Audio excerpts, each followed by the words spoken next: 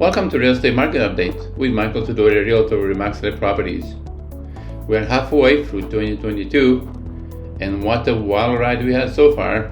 February 2022 may seem like a long time ago, when we're witnessing record-breaking monthly sales and what seems like unending price increases in most markets across Canada.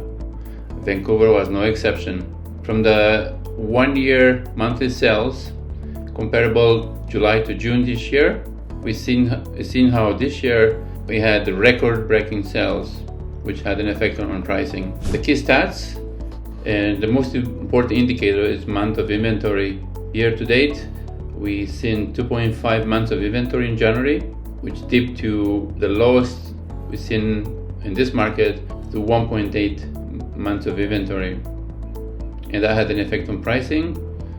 On the line below, the benchmark pricing going up every month and took a sharp turn in June 2021 with another rate increase of interest rates. And now we're sitting at 4.3, and by the end of summer, probably sitting at 5 months of inventory. How the prices are going to react, we don't know.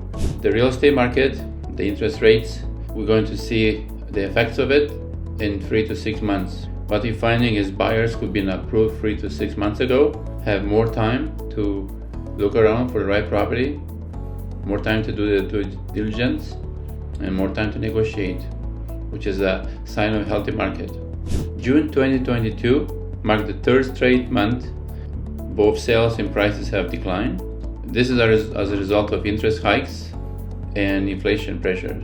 In the higher than expected move, the Bank of Canada increased rates by 100 basis points in July 13 this year.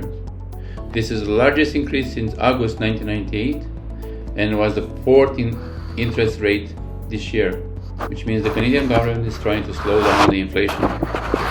One of the most important charts for buyers and sellers to look at is the 5 years average. Q1, Q2 this year is abnormal. You look at the sales in 2018, we had 14,378 sales. 2019, 10,000 sales. In 2020, we had 11,282 sales. And the prices are reflected on that activity. In 2018, prices benchmark was hovering around $1 million for a property in Vancouver. In 2019, 2020, the price went up to $1,050,000, 1.1, and as you can see, the increase in pricing to as much as 1,360 for a property in Vancouver area. We're going to be back to new normal, and what's that new normal look like? We don't know.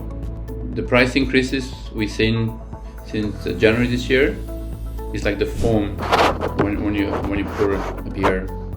What do you expect in the Vancouver market? The underlying conditions are the same, with the housing shortages at different price points. We have a supply problem, not a demand problem.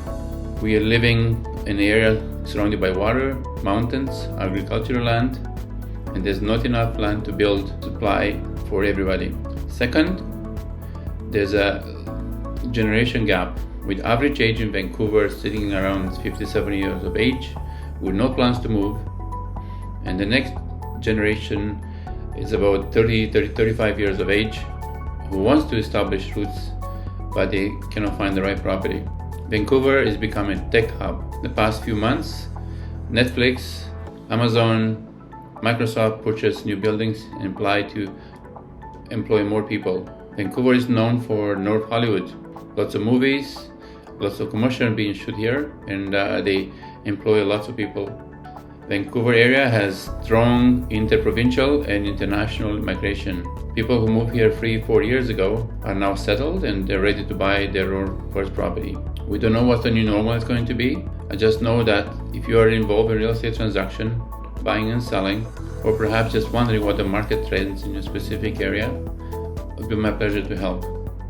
These are macro analytic of the greater Vancouver market, but it's very important to look at your neighborhood, your property type, what's happening in your street to give you an exact answer what can you expect.